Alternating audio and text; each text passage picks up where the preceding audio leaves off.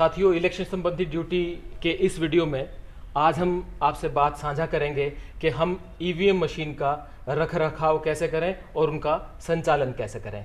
मेरे साथ मेरे सहयोगी हैं मिस्टर प्रवीण बजाज, आप एसडीओ हैं पंचायती राज में। मैं इनसे सबसे पहला प्रश्न यही करूंगा कि बजाज साहब, आप मुझे ये बताएं कि मुझे डिस्पैच सेंटर से ये मशीनें मिल गई हैं, कंट्रोल यूनिट, वीवीपैट और ये बैलेट यूनिट। और बैलेट यूनिट इस बार हमारी जो कॉन्स्टिट्यूएंसी है उसमें 2 दी जा रही हैं क्योंकि उनकी 2 की रिक्वायरमेंट है। 17 प्रत्याशी खड़े हैं। तो बजाज साहब, मुझे ये बताएं कि इन मशीनों को मैंने ले लिया तो मुझे डिस्पैच सेंटर पे इन मशीनों का क्या करना है? खोलना है, चेक करना है, आपस में कनेक्ट करके देखना है या नहीं देखना है? बहुत सही सवाल है आपका। आपने सबसे पहले ये लेकर अपनी मशीनें कैरिंग केस से निकाल कर चेक करनी है। आपस में इनको जोड़ना नहीं है। डिस्पैच सेंटर पर हमने अपने कैरिंग केस से सीयू को निकालना है और इसका सीरियल नंबर और टैग चेक करने हैं।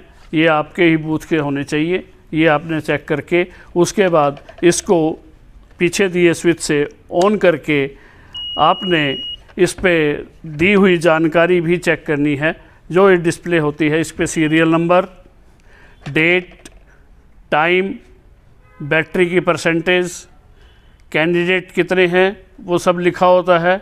ये हमने चेक करना है। सब कुछ सही है तो हमने इसको स्विच ऑफ करके अपने कैरिंग केस पे इसको बंद कर देना है। उसके बाद आपने बीयू निकालनी है कैरिंग केस से। बीयू में भी आपने सीरियल नंबर, टैग ये चेक करने हैं, आप ही के बूथ के होने चाहिए। उसके बाद आपने थंब व्हील चेक करना है। थंब व्हील एक आपकी बैलेट यूनिट नंबर 1 का होगा जिसमें कि 16 के 16 कैंडिडेट हमारे ये बटन जो हैं खुले होंगे। उसके बाद हमारी BU 2, इसमें यहाँ थंब व्हील चेक करेंगे, इस पे 2 नंबर होना चाहिए। और हमारे क्योंकि 17 कैंडिडेट हैं और एक नोटा, टोटल 18, इसमें 2 बटन ही खुले होने चाहिए हमारे, बाकी सारे मास्क होने चाहिए। अगर इसमें आपको कोई गलती नज़र आती है तो तुरंत आपने संपर्क करना है और ठीक करवाना है। इसी प्रकार आपने वीवीपैट को कैरिंग केस से निकालना है। इसके टैग चेक करने हैं, सीरियल नंबर, और दूसरा आपने ये बटन चेक करना है। ये आपका ट्रांसपोर्ट मोड में, मतलब आपका ये हॉरिजॉन्टल मोड में होना चाहिए। ये आपने चेक करना है।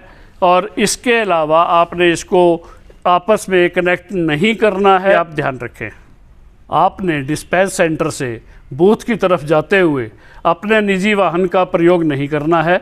सरकार द्वारा दिए गए वाहन में ही आपने बूथ पे जाना है। और जाते हुए वीवीपैट को टेढ़ा मेढ़ा नहीं करना है, आपने सीधा ही इसको लेकर जाना है। और बूथ पे जाकर भी आपने इसका कनेक्शन नहीं करना है। इसका कनेक्शन आप पोल डे वाले दिन मॉक पोल से पहले करेंगे। साहब, हम डिस्पैच सेंटर से और बूथ पे आ गए हैं और हमने ये मशीनें आपस में कनेक्ट करके नहीं देखी हैं। अब आप मुझे ये बताएं कि अब ये जो शाम है इसका इस्तेमाल हम कैसे करें ताकि कल हमारा समय बच जाए। हाँ, आप बूथ पर पहुंच गए हैं। आप अपने आसपास का जायज़ा लीजिए, बूथ का चेक कीजिए। कोई किसी पार्टी का, किसी कैंडिडेट का कोई पोस्टर या कोई ऐसा प्रचार ना हो। आप बूथ के 100 मीटर के दायरे में आप देखिए कोई ऐसी आपको कोई ऑब्जेक्शनेबल चीज़ ना नज़र आए। अगर कोई है तो आप पुलिस की सहायता से या अफसर की सहायता से आप उसको दूर करवाएं। और दूसरा, आप बूथ पे पहुंच गए हैं, अब आपका टाइम है आपके पास, आप उसको ख़राब मत करिए। आप अपने फॉर्म्स निकालिए, लिफाफे निकालिए, जो भी आपने उसमें जानकारी उसमें भरनी है, जो कॉमन जानकारी है, जैसे बूथ का नाम, बूथ का नंबर, पोल डेट वगैरह, ऐसी जो चीज़ें हैं वो आप पहले से ही भर के रख सकते हैं। जी। उसके बाद आप जब आपका ये सारा काम ख़त्म हो जाए, आप फ्री हो जाए। जी। अब क्योंकि आपका मॉक पोल सुबह 5:30 बजे शुरू होना है, आप अपना आराम से अच्छी नींद लें और सुबह 4 बजे उठ के अपने चुनाव की तैयारियों में लग जाएं।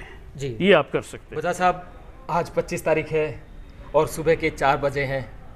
अब आप आज बताइए मुझे क्या क्या काम करने हैं और कैसे करने हैं। हाँ, आशा है आप अच्छी तरह सोए होंगे। जी जी बिल्कुल। हाँ, अब आपने क्या करना है, अब आपने एक्चुअल बूथ सेट करना है अपना। आप अपनी बीयू और वीवीपैट को वोटिंग कंपार्टमेंट में रखें। वोटिंग कंपार्टमेंट आप ऐसी जगह लगाएं जहां से कोई खिड़की या दरवाज़ा ना हो, ताकि कोई भी व्यक्ति वोटर के अलावा उसे देख ना पाए। जी। और वोटिंग कंपार्टमेंट के ऊपर या आसपास डायरेक्ट तेज़ लाइट ना आए, जी। ये आपने ध्यान रखना है। उसके बाद अपना बीयू और अपना वीवीपैट आप रखेंगे वोटिंग कंपार्टमेंट में। उसको वर्किंग मोड में लाते हुए वीवीपैट को आप अपनी मॉक पोल आप स्टार्ट करवाएंगे। मॉक पोल स्टार्ट कराएंगे। अब मॉक पोल के लिए आपका टाइम जैसे 5:30 बजे है। पोलिंग एजेंट जो हैं वो आ जाए। पोलिंग एजेंट आपने एक दिन पहले बना लिए हैं। जी जी। और उनको पास इशू कर दिए हैं। जी जी। पोलिंग एजेंट आएंगे और आपके पास एक से ज़्यादा पोलिंग एजेंट होने चाहिए। जी जी। आप उनका 15 मिनट तक वेट करेंगे। जी जी। उसके बाद आप अपना मॉक पोल स्टार्ट करवाएंगे। जी बजाज साहब, एक बात बताएं कि अगर एजेंट्स नहीं आते हैं तो इस स्थिति में मैं क्या करूं? इस स्थिति में आपने डिक्लेयर करना है कि 15 मिनट मैंने इंतजार किया है, जी। कोई भी मॉक एजेंट नहीं आया है। जी। जो भी आपके पास व्यक्ति अवेलेबल हों, आप उनके साथ सामने ये कर सकते साहब हैं। आपने बहुत ही अच्छी जानकारी दी कि 15 मिनट तक मैं पोलिंग एजेंट्स की बाट देख सकता हूं। अगर वो नहीं आए तो मैं जो भी उस समय पोलिंग बूथ पर व्यक्ति अवेलेबल है उनकी प्रेजेंस में मैं मॉक पोल स्टार्ट कर सकता हूं 15 मिनट वेट करने के बाद। तो बजाज साहब मुझे ये बताएं कि आपने ये बता दिया कि भाई इन मशीनों को जो है वीवीपैट और बीयू है, इनका कनेक्शन मुझे जो मैंने वोटिंग कंपार्टमेंट तैयार किया है उसमें करना है, और ये जो कंट्रोल यूनिट है पोलिंग ऑफिसर नंबर 3 उसका कंट्रोल रखते हैं। तो जो भी व्यवस्था है वो हम करें। इसके बाद मुझे ये बताएं कि इस बार जो है